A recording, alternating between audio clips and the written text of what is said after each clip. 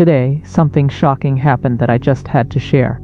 I managed to break away a little earlier from my day, and I felt compelled to discuss the troubling implications of the recent assassination of Charlie Kirk. This event unfolded just hours ago, and was one of the most disturbing things I've ever witnessed. The moment I saw the footage, I thought it might be digitally altered.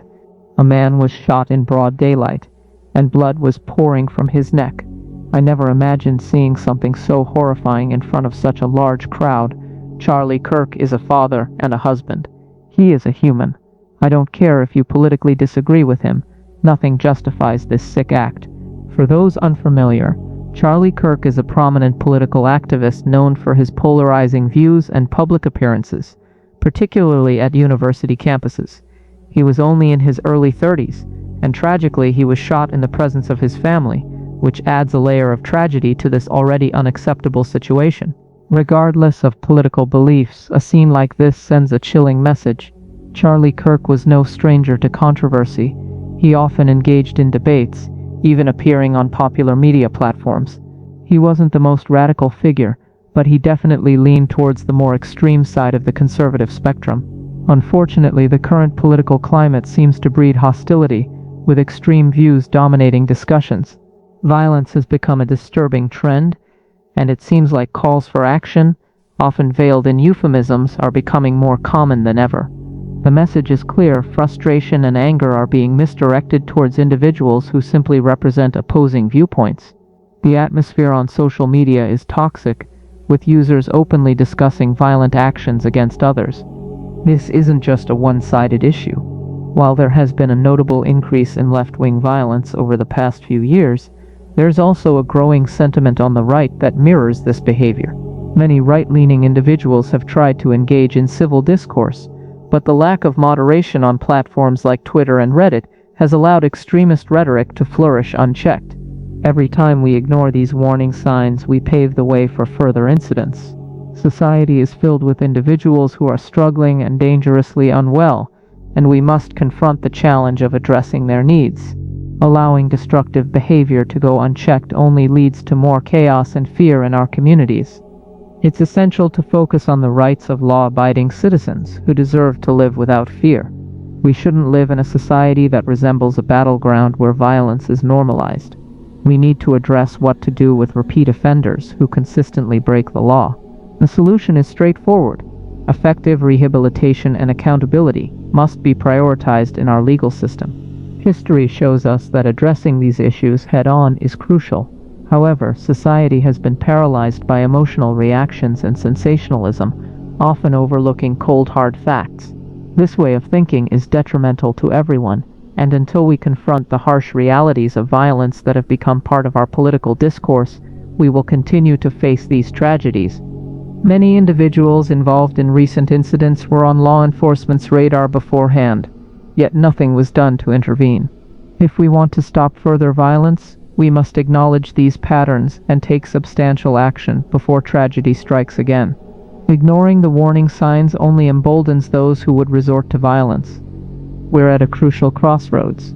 If this trend continues unchecked, it's likely we'll see increasing acts of retaliation from all sides. This isn't a desirable outcome, and I empathize with those who find themselves entangled in this cycle of violence.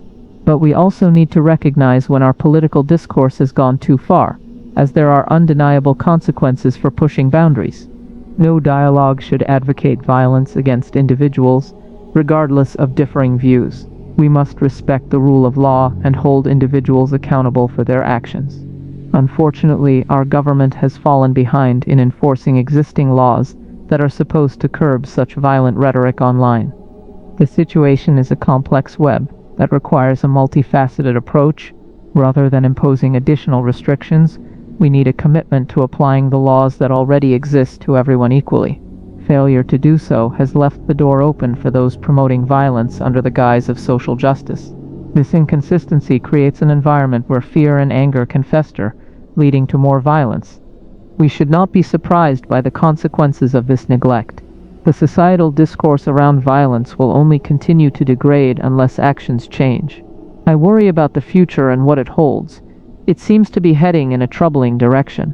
We must ask ourselves, what kind of society do we want to live in? Currently, the climate is rife with division and hostility, making it increasingly difficult to find common ground.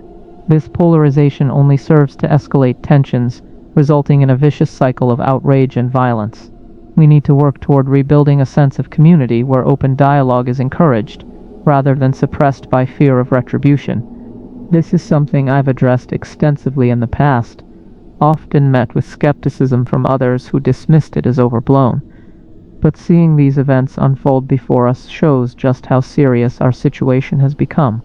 We cannot afford to turn a blind eye to the implications of our current political discourse. The environment we foster through our dialogue determines how people act. When individuals advocate for violence, even jokingly, they contribute to a culture that normalizes harmful actions. This should be taken seriously. We need to confront the inconsistencies in our responses to violence out in the open and advocate for a standard that treats everyone the same, regardless of their ideological stance. So in closing, I hope we can reflect on the gravity of these events.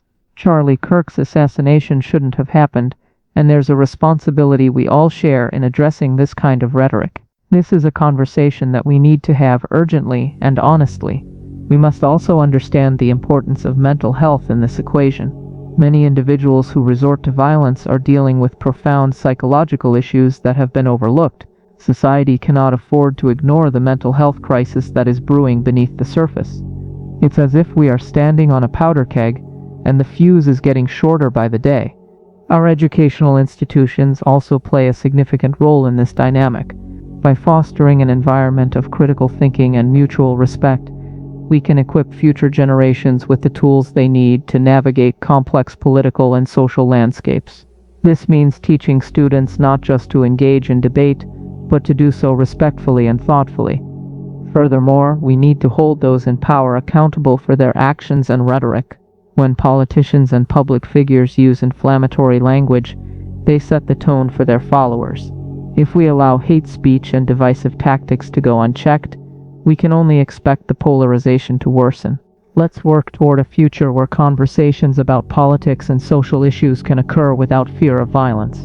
We have a responsibility to ourselves and to each other to foster a more peaceful coexistence.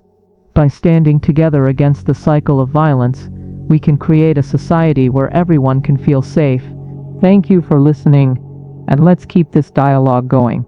It's essential that we engage in honest conversations about these issues and seek solutions together. We owe it to those who have been affected by violence to ensure that their stories are heard and that their lives matter. Rest in peace, Charlie Kirk. Take care. Peace. Appreciate it if you watch till the end. Until next time.